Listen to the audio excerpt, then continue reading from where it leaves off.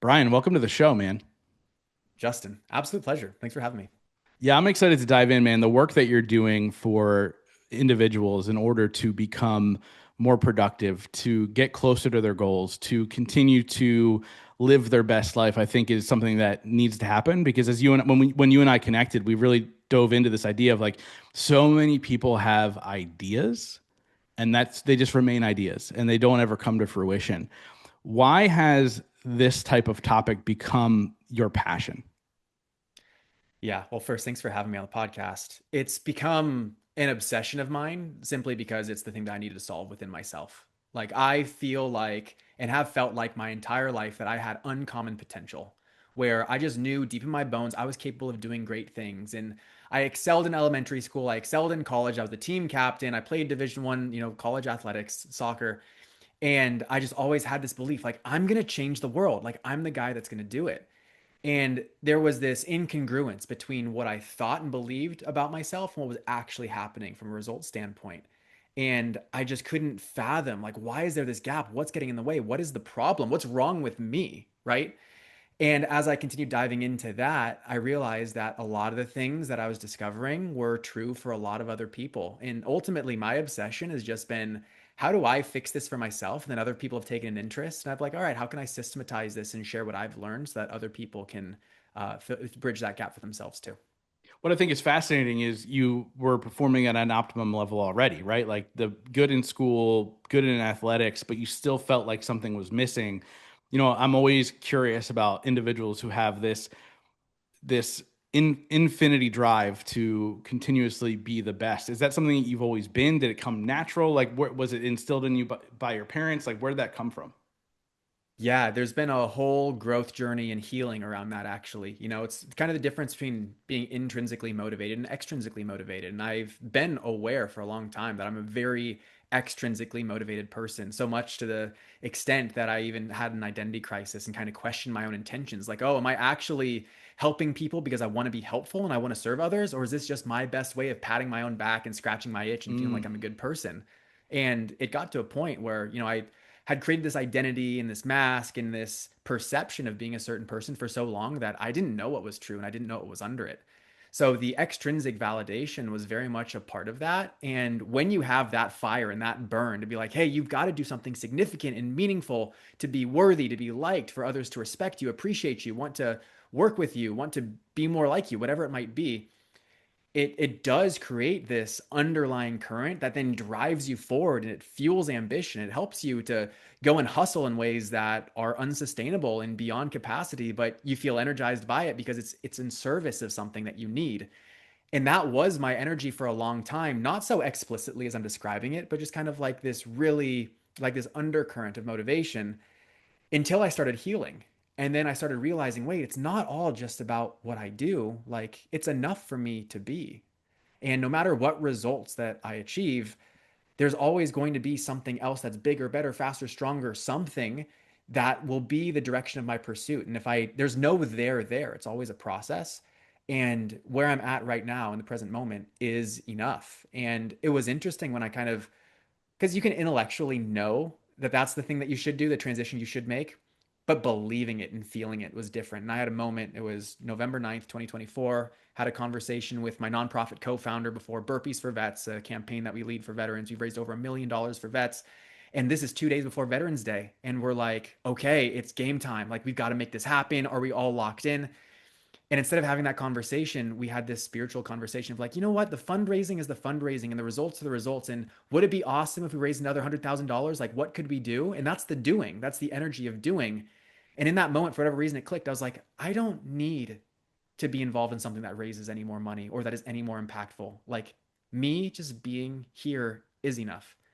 And the reason I bring up that whole story is because when I had that realization, this extrinsic validation, this energy, this drive, the voice of that and the influence of it started to kind of decrease a little bit. And what mm. rose instead was a little more authenticity and agency and kind of like sustainability and landing exactly where I wanted to be and how I wanted to show up.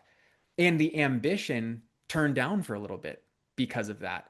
So it is an interesting balance. So to answer your question, I do have this kind of wiring from, and it's not my parents' fault. It's not my fault. It's just the environment I was raised in created a certain, kind of output within myself. And that was prominent for a long time. But then over the course of my self growth and healing and just kind of coming back home to who I want to be, yeah, that has gone away a little bit. And I think for the better. I think it's in a more grounded and healthier space now. Yeah, and it's funny because there's more and more research about why we are the way we are as adults, and it's I think the study showed 97% of our programming happens before the age of 7, and that's crazy. And like you said, it's not anybody's fault. It's just the way that it was, right? Parents always, hopefully, always mean well. Not all of them do, Totally. unfortunately, but they Yeah. always mean well. So when that switch flipped for you, what did that feel like, and what did that look like moving forward? Because like you said, the drive did go down a little bit. Hmm. Yeah, it was really confusing, honestly, because I had built a whole identity and dreams and goals and direction around being this person that's this 1% change maker. I'm going to shake the world unlike anyone else, right? That uncommon potential piece. Like, how am I going to change the world in a way that no one else is capable of, no one else is willing to commit to? And that's where I found my sense of self. And then when I no longer felt connected to that because it wasn't as important to me, it made me negotiate everything that I believed myself to be. And so there was this bit of a transition in this, I wouldn't say emptiness, but yeah, confusion and rediscovery of, okay, so how is this meant to be expressed?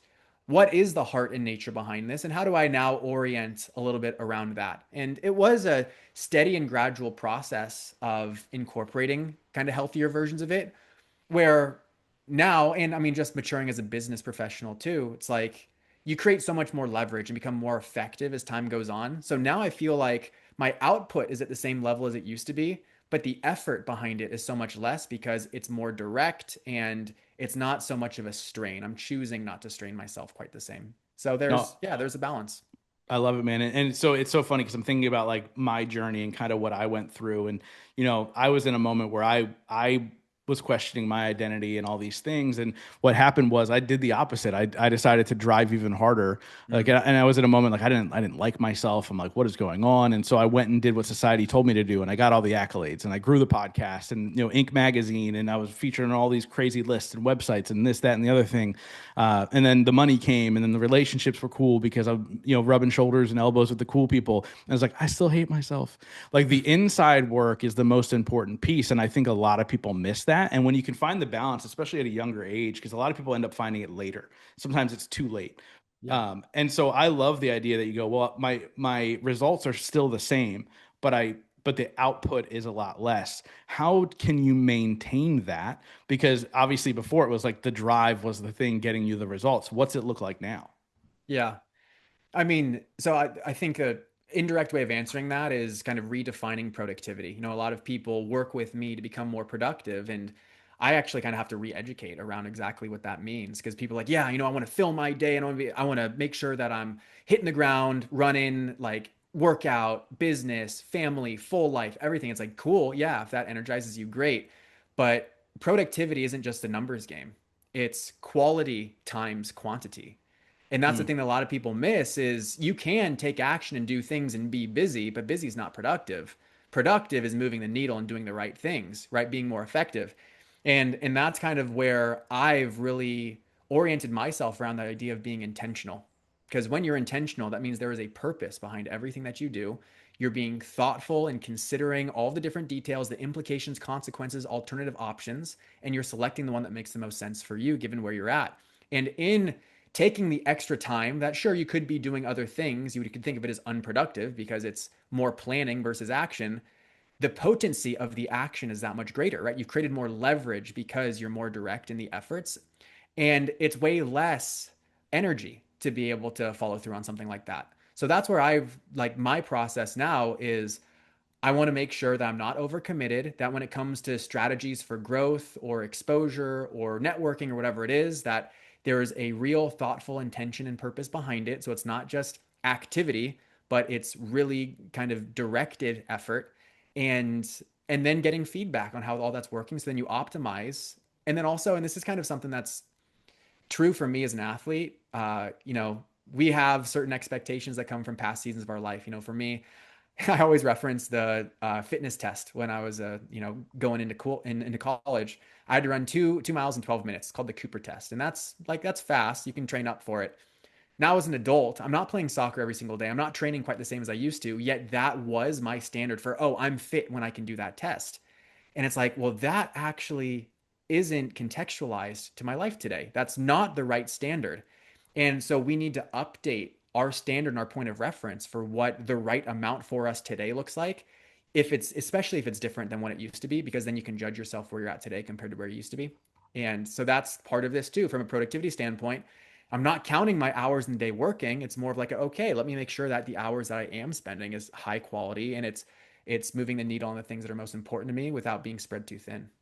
Yeah, it's so fascinating, and I love the fact that you can adjust depending on where you're at and what's it look like in your life. Because I think a lot of times, especially in entrepreneurship, especially on online entrepreneurship, we do a lot of comparing, right? Like, oh, they have more Instagram followers, or oh, they're doing it this way, so I should do it this way. How can you go internal when you're looking at how you're rating yourself with all this stuff? Because I think that's probably pretty difficult for people because they almost need to see a marker somewhere that somebody else is doing something that way. Yeah. The first thing that comes to mind is, I mean, you can't improve what you don't measure. And especially when we think of comparison, I relate that like comparison is important. Comparison isn't this horribly negative thing. I mean, first, there's the psychology around it where evolutionarily comparison was important so that we understood our status within a tribe and then we knew the social dynamic and how to interact with people so that we ensured our survival, right? Like there is a real survival benefit to comparison, but comparison is also the metric of improvement. And what you're asking about is how do we use improvement given comparing our past self to our current self versus comparing ourself to someone else? That's the healthier form of comparison, which is the direction of improvement. And that's all improvement is. Improvement is comparing where the data, the measured details of where you used to be versus where you're at now. And it's the difference between those two data points suggest if things got better or things got worse. And you need standardization to make sure those two data points are the same. And so that's central to my process, my coaching is just completing a daily check-in where every single day there are certain things that are important to you that you want to measure yourself on or on a weekly basis, a monthly basis in your business, whatever it might be. Having the data helps you to begin implementing feedback. Feedback is measurement and reflection together. So you need the data to be able to measure where you're at and the relative difference between data points. But then you need to reflect on, okay, what might be explaining the difference here? What's getting in the way? What are conditions, circumstances, factors? How can I learn something from this? And that's where when you have that feedback loop in place, it's an art and a science, right? The science is the measurement, the art is the reflection, but those two things come together. And now you actually have something to work with to then say, oh, and this is my next approach. This is my next hypothesis for how I can improve. And and I think more than seeing our improvement because we want the results, we also want the hope to believe that and we are continually capable of improvement. So I feel like orienting internally and kind of having your own performance tracking system or measurement or daily check-in or whatever it is helpful for you to take everything that's happening externally, ask specific questions that make it about yourself so that now that becomes the point of reference for your optimization and growth and analysis. What's that look like for you to be able to make sure, like, hey, you leave your desk for the day at the end of the day, you prepare yourself the next day. Like, I'm a see it big, keep it simple, stupid kind of guy. Like, I will literally just write down a to-do list. I put it in my phone with like the little things because I like checking them off. Perfect. And I go, this is what I need to do the next day. And my whole thing is like, once I'm done that, I'm done for the day. Because Cool. for my life and the life I want to live, I only want to work 2 to 4 hours a day, right? But Mm-hmm. I still need to move the needle. And so, like you said, in the time that I have, I need to be as productive as possible. Obviously, you're the master of this. What does it look like for you in order to make sure you're checking those boxes? Yeah. So for me, again, kind of with intentionality being the focus and the thing that I'm coming back to with everything that I do, the most important resource for living a fully intentional life is your schedule because your schedule represents the way that you're choosing to invest your time. So for me, I don't necessarily have a checklist on a daily basis that I go through and I was like, I've got to get through these things. I quantify my day to say, all right, this is the situation, circumstance, the setting that I'm entering tomorrow. These are the commitments I already have. These are the things I want to do. These are my overall goals related to fitness, faith, family, whatever it might be. So, how do I create a masterpiece of a day that best represents how I want to show up amid all of those different trade offs and considerations and responsibilities? And so I have a process, and this gets into more of the kind of like environmental design principles of I have a specific scheduling procedure where I run through step by step to make sure that my time is actually being invested in the things that are most important to me and I'm not over investing in something that isn't an actual priority or that conflicts with something that could easily be compromised as a priority. So my schedule is what I live off of, and a lot of people have an issue following a schedule. You know, call it a time box schedule, 30 by 30 minutes. That's what I do. That's what I teach. But I also share the perspective that that's just the plan for the day. What was the last time that anything went according to plan? Right? You can't Yeah. expect it to. But at least when things start to drift off plan or off course, you can then come back to, okay, well, this is what I thought was going to be important. This is what I thought was going to be priority. So, how do I integrate all of this new information to then now fit it into the time that I have left in the day?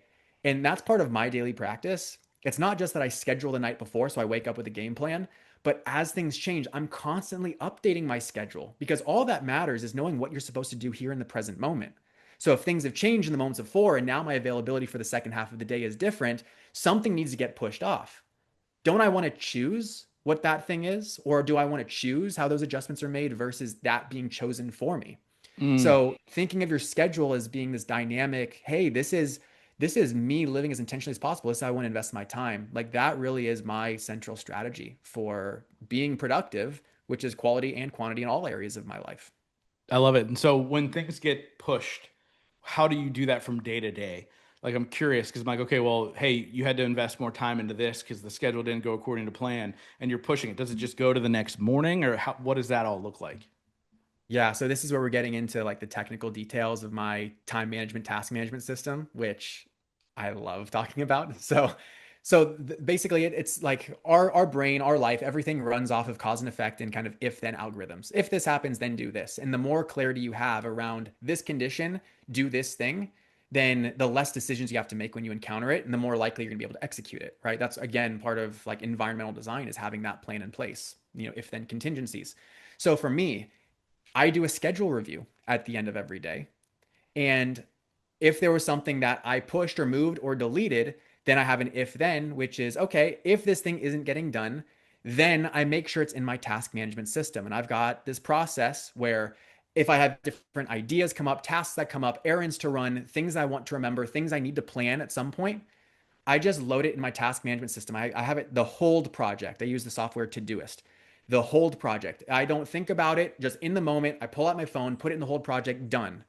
Then, as part of my daily check in every single night, I review my hold project and then I give specific deadlines, specific priorities, load them into specific projects, and I organize all the things that came up. I do that step before I schedule so that when I follow my scheduling procedure, I'm literally looking through my task management system in Todoist. All of these details are incorporated so that when it comes to me deciding what to do with my next 24 hours, all of the things that pushed or moved are already in my awareness in that system. And then I can make a decision about what to do with that next. So either I schedule it because it's still priority, or I have it somewhere in my task management system so that when it does become urgent or the time is right, I then can put the time behind doing it. Right. So that's more of like the again, there's the art of how do you make this work for yourself. And I find that that kind of systematic way of living is really valuable for me. Yeah, absolutely. And so, like, I want to talk about accountability, right? Accountability to yourself, because we all have that task that we've put off for far too long. That would probably actually take us 5 minutes, but we just never wanted to do it, and like we just push it and push it and push it. How do you hold yourself accountable to make sure even the things you hate doing, they're getting done? Yeah. So you're just talking about a really important distinction. I think you're asking a slightly different question. So let me qualify that. I define accountability differently than most people do. Most people think accountability is you do what you say you're going to do, right? And that's when you're accountable. I go to the root words within accountability. There's account and ability. So ability is just an action, right? To do something. But to account for something is to keep track of it. So you are accountable when you complete the act of keeping track. That Mm, doesn't mean that you have to do the thing in order to be accountable. It means that you answer to whether you did or did not do the thing to be accountable. That's a big difference. yeah, it's Doing the huge. thing you said you're going to do is follow through. right? And so that's, I think, what you're asking about is, so how can I make sure I'm following through on the things that I need to do, even when I don't feel like doing it, that could just have taken moments to do, and why am I procrastinating on it, right? Self-sabotage is the reason. That's a whole other conversation. But the answer to how do you get yourself to follow through is environmental design. So the follow through formula is something that I've really been building my message and career around. I'm writing a book right now called The Follow Through Formula about this. And the formula itself is environment plus effort is greater than action. And think of it like a scale, right? So there's a block of action that's on the right side of the scale that weighs the scale down. And in order for you to take action, you want the scale to tilt up. And that represents, yes, that your action is being initiated or completed. The environment that you have are little weights on the opposite side of the scale. So they weigh one side of the scale down. If you have more weights of environment than action, then that will tilt the scale all the way up and action will happen automatically. But again, the formula is environment plus effort is greater than action. So if you don't have enough environment and the action block is heavy, you need to supplement the difference with effort in order to reach the action threshold and to tilt the scale up in the form of action. So the idea is, in order for us to follow through as consistently as possible, we need to make sure that taking action requires as little effort as possible, or in other words, that we have as much environment in our favor as possible. So that's what I would do. If you talk about something that you've been procrastinating, avoiding, whatever it might be, there are things that you can do in terms of how you feel that make you feel inspired. You're more energized, you're more likely to do it. There are ways that you can leverage social pressure, accountability, social dynamics, where you make a commitment to someone else and now it changes the texture and dynamic of this action. There's now consequences to it. You cultivate more necessity when you do that, which means that you're more naturally going to follow through with the behavior. You can design certain systems so that, okay, you're actually becoming more effective and efficient. So this thing that you actually quantified was going to be a certain amount of difficulty, with better systems and effectiveness and efficiency, it requires way less of you to achieve the same result. So now there's a greater payoff to you doing the thing. Like, all of these are little variables that impact that scale that I'm describing, so Mm. that the weights are tilted, or the weights are stacked and the scale is tilted more in your favor than otherwise. So I'd be happy to give examples of like a specific thing that someone struggles with, being like, oh, and you can do this, this, this, this, and this, and that will help you be more likely to follow through. Or if that Yeah, makes sense. I would love that. And obviously, when you expecting the book out? Yeah, so I'm hoping that the book is launching around January, February. It might be early spring of 2027. So, yeah, right in time for New Year's resolutions and everything. But I'm still looking forward to it. It's gonna be great. No, I love it, man. I love it. So, yeah, give us some examples as far as like how that has worked in your favor or some of your clients' favors or whatever. Yeah, well, perfect example. So, writing the book itself is very meta, right? Because following through on writing a book is an example of following through. So I knew that I wanted to write a book and I couldn't bring myself to it. I wasn't allocating the time to it. I had the idea and the intention, but it wasn't converting into action and the book wasn't getting written. It was just one of those things in the back of my mind being like, when is this going to happen? What's wrong with me? Why can't I get myself to do this? Is this actually important? You know, you can feel inspired and still not take action. It's very confusing. And so for me, I was like, okay, this has got to change. I'm going to do something different. And this all came together in a moment that completely shifted the trajectory around me following through on writing my book. And so what happened was I have a membership community myself, and I had a guest speaker, a friend of mine who was leading a session, and he's a bold action coach. And he walked us through, all right, so figure out what is that thing that you've been avoiding, neglecting, that represents the person you want to be, but is a little scary to do right now. It's like writing a book. Cool. And then he was like, all right, so let's brainstorm. What are some bold actions that you can take today that secure future action? They're called pre-commitments, right? You can take action today that then changes your accountability to doing something later. And for me, I was like, okay, what if I sent an email to my foremost mentor, Adam Braun, who's the founder of Pencils of Promise and just an incredible leader in the change making space. I was like, what if I sent him an email saying, hey, the first draft of my book is going to be done by my birthday, 6 months from that date. And Greg, my friend who was leading the session, cultivate this environment where we're feeling inspired, motivated, high energy. So we're more like hopeful around, okay, I think I can do this. This can happen. We're going to do it. So then in community alongside each other, there's the accountability of taking action on this thing, which helps us to get the kind of the wheels turning. It took me 5 seconds, not 5 seconds. It took me 2 minutes to draft an email to my mentor to say exactly what I just told you. and then I click send. And at that point, the dynamic of whether or not I was going to do this thing of writing my book was completely different in a single moment. Because previously there were no consequences, no skin in the game. It was just an idea that I had. And now there was this real implication of, if I don't do this thing, what is my mentor, the person whose opinion I care so much about, is going to think? Mm. And now following through it, I didn't have to convince myself to do it because I had stacked environment on my side. The environment was this social pressure, this reputation to maintain, this identity, and this relationship that was so important to me. And and this is the really cool thing about that, is then my mindset didn't shift from if I was going to write the book, but how I was going to write the book. It was like, okay, cool. It's going to be hour-long sessions, deep work, 11 to 12 in community, boom. And 500 words at a time for 100 days, you're at 50,000 words, right?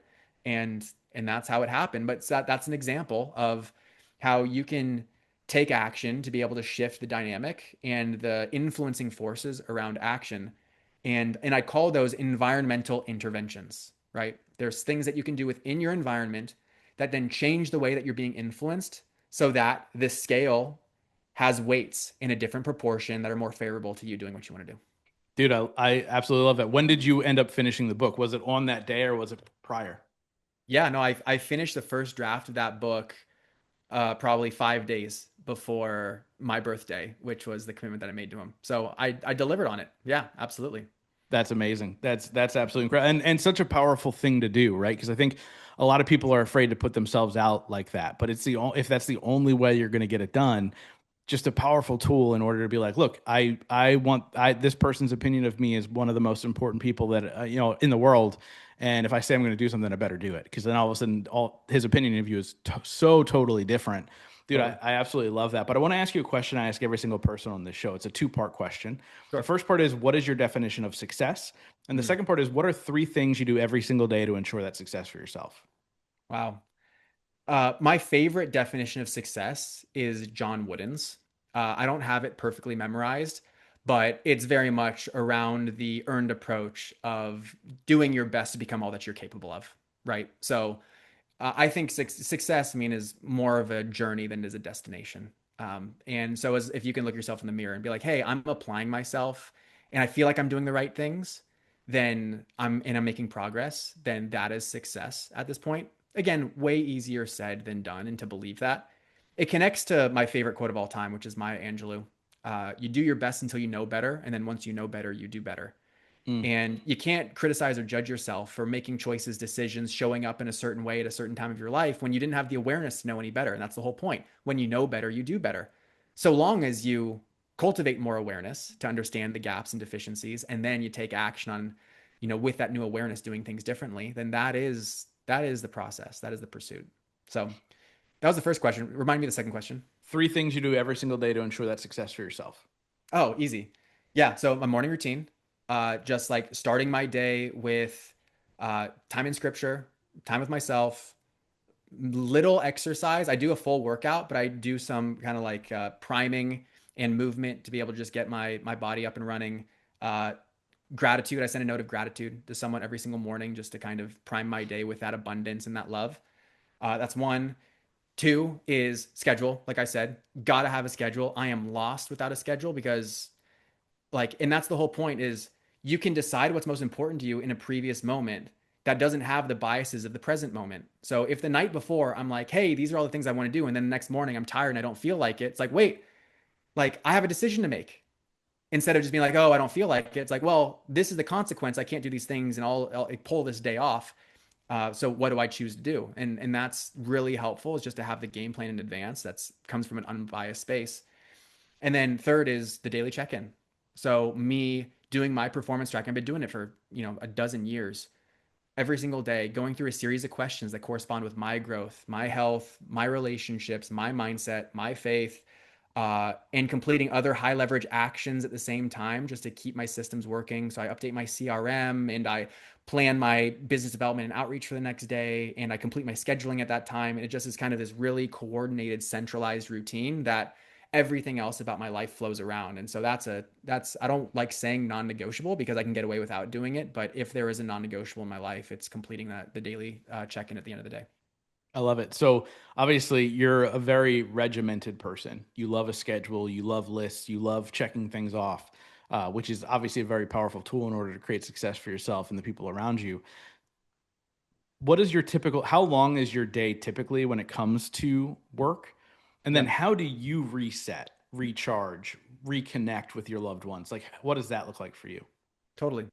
Yeah, no, I mean, I try and follow a pretty typical day. I'm working from 8 to 5 and taking half an hour to 45 minutes for lunch right in the middle of it. And with call schedules and this and that, there's some fluctuation to that. But for the most part, um, I'm enforcing that. There are times when I come back to work in the evenings because I want to, but those are things I don't have planned or scheduled as like, oh, I need to get these things done during this time, especially with work. I want to make sure it's contained to the 8 to 5 commitment so that I'm not over committing on a daily basis. That's the thing about a time block schedule too, is you actually have to quantify how long you think things are going to take. So you can't be like, oh, there's, I'm going to do these 10 things and one of them's going to take half the day. It's like, oh, 10 things isn't reasonable. You set yourself up for failure if you don't actually look at the expected time commitment behind things. And you build a whole skill of estimating that time and how to quantify that the more that you do it. So it just becomes this leverage producing process. But then, yeah, I mean, the transition out is, I wouldn't say that there's really that much of an art to it. I mean, I certainly have social media limits and try and reduce time on my phone. What's really important to me is also like having a bedtime. It's like such a childish thing to talk about having a bedtime, but if we have an alarm that wakes us up in the morning, I mean, then that means that the most important factor that dictates how much sleep we get on a daily basis is what time we go to sleep. So don't you want an alarm to remind you to go to sleep? So that's where my bedtime is a really important piece for me to just make sure that I'm giving my body the rest that it needs.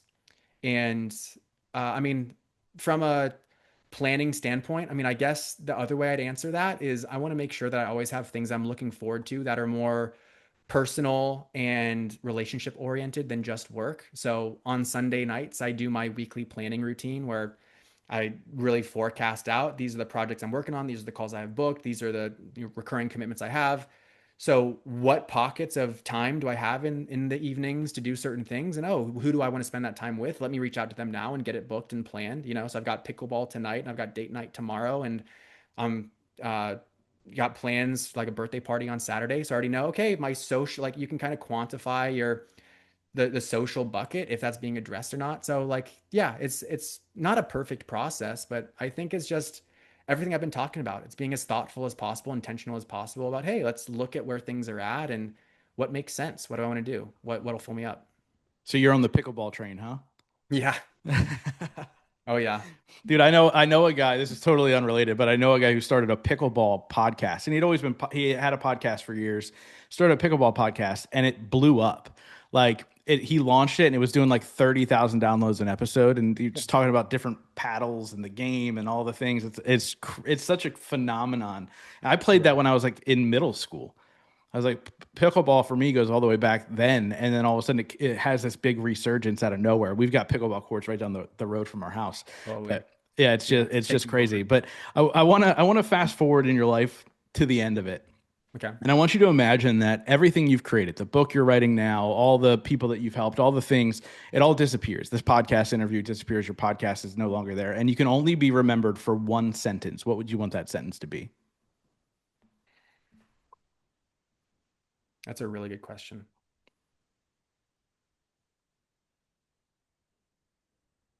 I mean, I think it's as simple as Brian did his best. Mm, I love Yeah. it. And I think that's anyone, right? You're talking about parents, right? In parenting.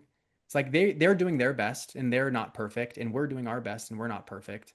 And I think as long as we can try and do our best, that's enough. It's the Maya Angelou quote. You do your best until you know better. And once you know better, you do better. Like all you can do is your best.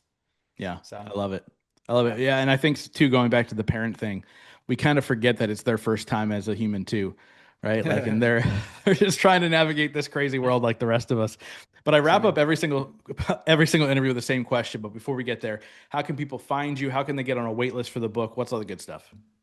Yeah, so it would be really helpful as the book is coming together. It's in edits right now. Is I'm looking for some feedback right now for people who are like me, who want to live an extraordinary life and want to make a difference in the world. They know that they're capable of something greater than themselves, and they want to make sure that they're giving themselves the best chance to create that in the world. That's really who the book is written for, to get those people in action. And I mean, what would be really helpful is there's a simple Google form that's just like this little feedback form.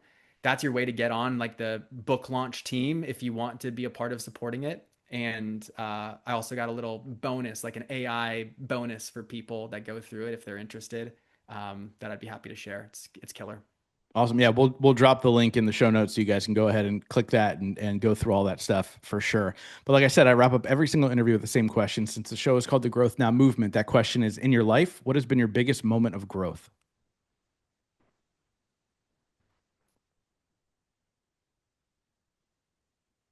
I think the most significant one happened the last 2 years. Um, I mean, it's a different topic. Finding faith, becoming Christian. I was raised in a non-religious household, was free to explore whatever I wanted and wanted to believe. And my mom was raised Jewish, my dad was raised Catholic. They didn't force me or even encourage anything. It's just like let Brian be Brian. So I didn't until my 30s discover Christianity, and building a relationship with Jesus. And it really gave language to a lot of the things that were important to me, and the work that's been done in my heart and my healing. A lot of things we were talking about, I wasn't kind of accrediting it to my religion and my faith, but a lot of that was kind of part of the process. Um, it's transformed my life, and I feel like a much different burn and desire than I used to, that I feel like is just so much healthier, so much naturally grounded, and really exciting. Like a very enthusiastic approach to what's coming. I love it. Brian, thank you so much, man, for coming on and sharing your wisdom with my audience. Dude, I've loved this conversation. Thank you. Yeah, you're the man. Thanks, Justin.